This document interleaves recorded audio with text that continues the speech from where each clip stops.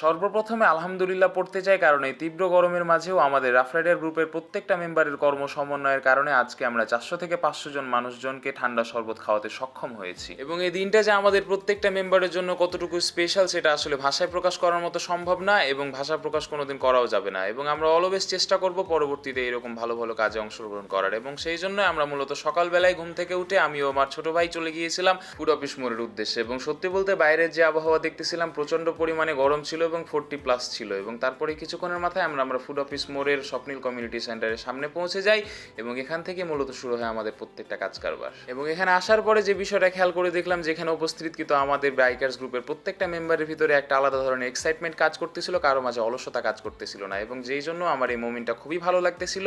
এবং এখানে অবস্থানকৃত সকলে এই জিনিসটাতে সমানভাবে অবদান রাখতেছিল, যার ফলাফল স্বরূপ আমরা এই মোমেন্টটা খুবই সুন্দরভাবে এনজয় করতেছিলাম, এবং নবাব চিপতে ব্যস্ত ছিল। এবং এদিকে পানির কালারটা